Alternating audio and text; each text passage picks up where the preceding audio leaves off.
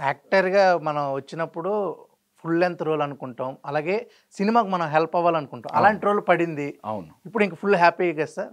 100% అండి. 100% I'm very happy. ఇంతకుముందు చాలా సినిమాలు చేసినా గూడా ఇది ఒక స్పెషల్ ఫిల్మ్ నాకు. 'Arjun Chakravarthy' is very, very special film for me as an actor. And team అంతా గూడా ఒక ఫ్యామిలీ లాగా కలిసిపోయి వర్క్ చేయడము. ప్రొడ్యూసర్ గారు, ప్రొడ్యూసర్స్ టీమ్ అంతా గూడా అండ్ హీరో విజయ్ రామరాజు. అసలు హీ నెయిల్డ్ ఇట్ అండి. అంటే నేను యాక్చువల్‌గా ఈ ఫస్ట్ షెడ్యూల్ అయిపోయిన తర్వాత మిగతా లుక్స్‌కి కొంతవరకు మిడిల్ ఏజ్డ్ లుక్ చేశాను సెకండ్‌ది. ఆ మిడిల్ ఏజ్డ్ లుక్ చేసినప్పుడు ఏంటంటే అది నార్మల్ లుక్. అంటే ఇప్పుడు నేను రెగ్యులర్‌గా ఇప్పుడు 'పుష్ప' మూవీలో ఏదైతే లుక్ ఉంటదో ఆల్‌మోస్ట్ దానికి కొంచెం సిమిలర్‌గా ఉంటది.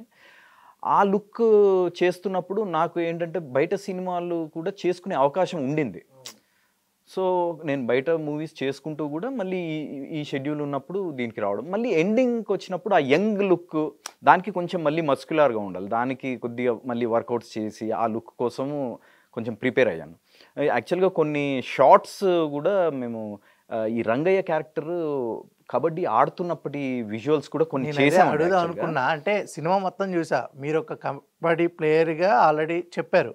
కానీ మీరు కబడ్డీ ఆడింది అసల యాక్చువల్‌గా అసలు లేదు.